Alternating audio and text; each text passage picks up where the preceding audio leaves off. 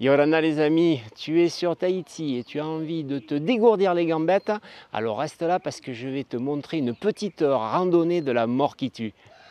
En effet, aujourd'hui je vous amène sur les chemins de la randonnée qu'on appelle ici Vaitavere. Le départ est juste au-dessus du cimetière du même nom, Vaitavere. Et après un petit raidillon, on a marché environ 5 minutes, nous allons arriver sur un petit chemin et qu'on va découvrir ensemble pendant cette vidéo. Vous êtes sur le bon chemin. Ne vous inquiétez surtout pas quand vous arrivez ici, c'est tout à fait normal. Donc il faut passer soit sous le portail, si vraiment vous êtes souple, ou alors vous passez entre les barreaux qui sont sur la gauche du portail. Claude, tu nous fais une démo? Essaye de pas te... Ouais, essayez de ne pas te faire une entorse de la fémorale. Oh purée, génial. T'es au top. Yorana, je viens de rencontrer Tekura et Holihei. Elle a quel âge, Holihei? Holihei, elle a 1 an et 4 mois. 1 an et 4 mois. Et elle a déjà fait alors la randonnée de la Vaitavere. Elle avait, moi je l'ai emmenée carrément là-haut. Hein. Bon, donc tu nous rassures, c'est quand même pas trop difficile à faire pour... Non, bon, c'est plus que le manin ici. J'avais un petit porte-bébé, ouais. Donc c'est plus pratique. Bon là, elle est plus grande. Donc ouais, bon. là, de temps en temps, elle marche un peu. Ah oui, super, c'est que du bonnet. Hein. Eh bien, je te remercie beaucoup pour les conseils que tu nous as donnés. Et puis, oui. on va continuer à grimper. Merci. Allez, Nana, bonne continuation. Ouais. À bientôt. Bonne randonnée. Nana. Alors, on est au début de la randonnée. Et vous voyez qu'on a croisé une maman avec son bébé. Donc, elle n'est pas extrêmement difficile. Ce que je peux conseiller, c'est quand même d'être bien chaussé. Parce qu'il y a des endroits qui, dans certaines conditions, peuvent devenir glissants. Surtout après les petites averses tropicales. Là, c'est encore à peu près sec, légèrement humide, mais très praticable. Par contre, ça grimpe pas. Alors, c'est pas l'autoroute des vacances, mais c'est quand même sécurisant de voir qu'on peut croiser quelques personnes, on n'est pas tout seul. Yorana, ça s'est bien passé. Il fait chaud là-haut. Le chemin borde un champ d'ananas. Avec des arbres, on se croirait presque dans les Alpes. Mais quand on regarde derrière, eh bien, on découvre le lagon et la superbe île sœur Moorea. Que l'on jette les yeux côté montagne ou côté océan, la vue est vraiment à couper le souffle.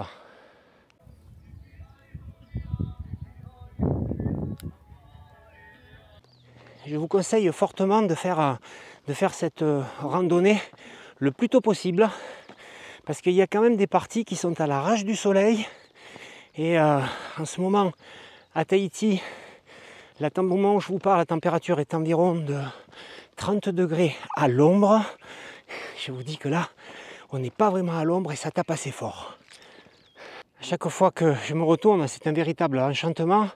On a cette vue magnifique sur Moorea, plus une vue sur la Marina Taina et au fond les pistes de l'aéroport. C'est un très très bel endroit. Heureusement qu'il y a des arbres de temps en temps, Poupi, pour nous donner un peu d'ombre réparatrice. T'en penses quoi? Il vaut mieux de temps en temps se ressourcer dans ces petits coins d'oasis relatifs. Voilà la vue d'ici, on n'est pas encore rendu au bout de cette randonnée. Je recommande quand même pour ceux qui vont la faire pour la première fois de garer la voiture aux alentours du cimetière de Vaitavere parce que si on se gare complètement en bas, je veux dire presque au niveau de la mer, il y a environ 2 km, un peu plus de 2 km de montée et c'est sur de la route, donc ça n'a rien de particulièrement enchanteur, alors qu'après, quand on se gare au cimetière de Vaitavere, on a tout au long ce paysage qui vous crève littéralement les yeux. Oh les grands feignants. Petite pause à l'ombre en contemplant toujours le lagon et l'île de Moorea. On a même pris quelques petites amandes et fruits secs pour pour se régaillardir, hein, parce que franchement, ça grimpe. Nous sommes arrivés à une altitude de 850 mètres. On continue à grimper.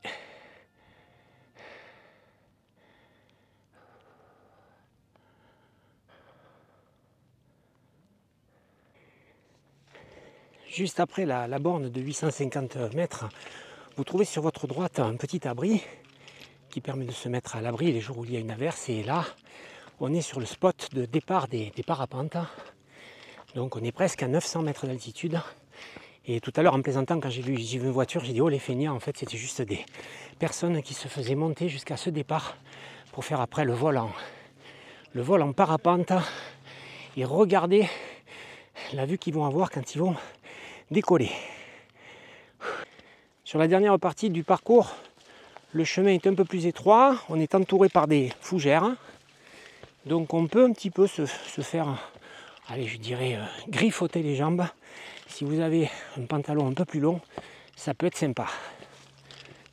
Je dois dire que les quelques cumulus qui viennent envahir le ciel, sans pour autant que le temps soit à l'averse, eh bien, ils sont très appréciables.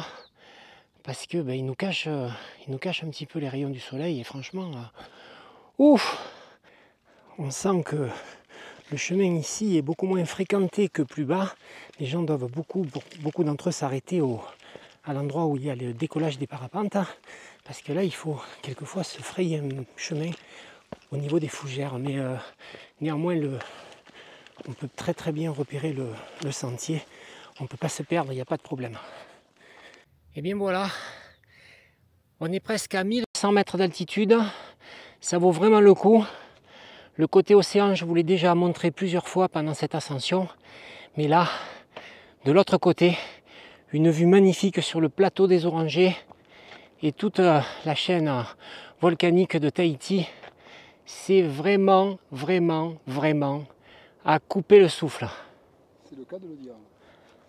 C'est donc à près de 1100 mètres d'altitude, avec derrière moi la chaîne montagneuse de l'île de Tahiti, que je termine cette randonnée. Je dois dire que quand même, il y a des endroits à très fort pourcentage. Je ne dis pas qu'il faut être un grand sportif pour la faire, mais je dis que quand même il y a un minimum d'entraînement et de conditions physiques pour s'attaquer à la Vaita Vere.